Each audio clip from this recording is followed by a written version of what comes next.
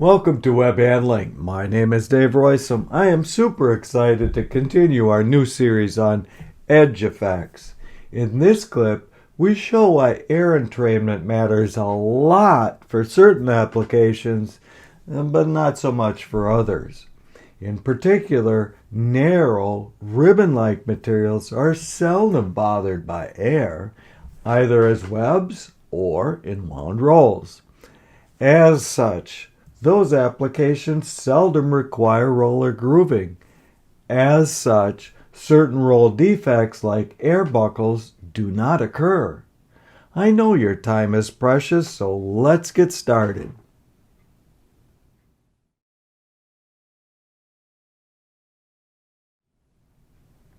In our award-winning and trademarked Web 101 training, we learned about roller traction and air entrainment. There, we learned that air is a factor only whenever all of the following factors are simultaneously true. The web is not narrow, which is the subject of this clip. The web is not rough or porous, and the web is not slow. If any one of these factors are present, we can pretty much ignore air.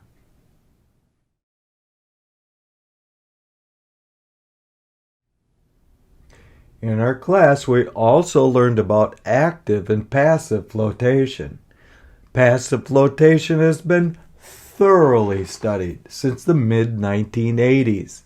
That allows us to calculate the available traction and how to improve it with air handling techniques such as grooving. These are covered in great detail in my Mechanics of Rollers book and the Web Handling Handbook. We even have a free and simple internet application to do the calculations for you for traction and the sizing of roller grooving.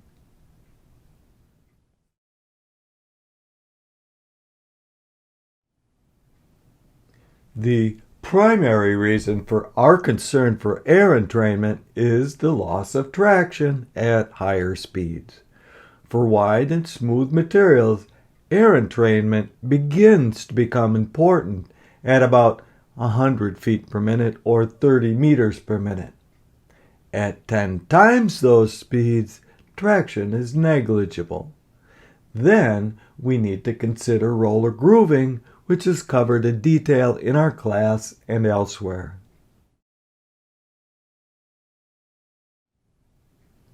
However, what we do not always cover in our class, because there is so much else we need to learn, is that these effects are not significant for narrow webs. The reason is that air easily escapes from the outer 4 inches or 10 centimeters or so, depending a bit on the web modulus. Webs that are narrower than this have little need for grooving and other air handling treatments. This is a practical thing to know if you have narrow webs.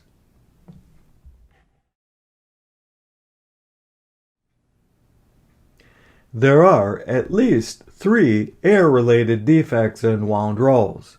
The most common is the air buckle defect that we cover in great detail in Module 26 of the Advanced Winding section of our Web 101 class. Briefly, air is inevitably entrained in between the layers of the winding roll. However, this air is not totally trapped between the layers. It can escape out the edges. When the support provided by the air is removed, the layer may buckle into the pattern shown below. Well, just as with rollers, air easily escapes from the edges of narrow webs and may not get entrained on narrow wound rolls, and thus there is no air to escape and set the roll up for collapse.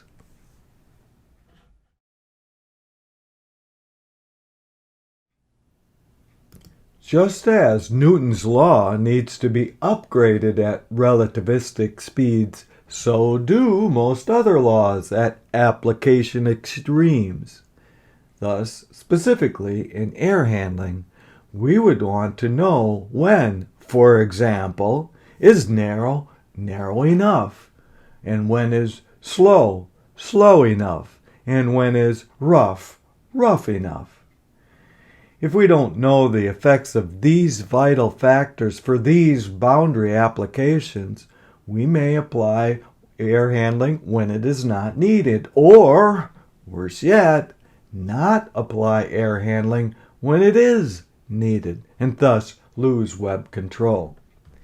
In those boundary applications, we would need to go back to the original research and reproduce those studies for our specific boundary application. The good news is this particular traction study is actually quite easy to do, either in the lab or on a modified idler roller in an ordinary web converting machine.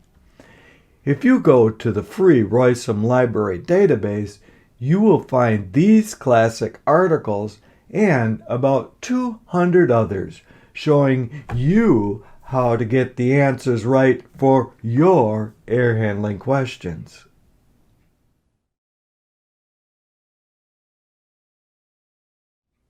Thank you so very much for joining me in this Edge Effects mini-series.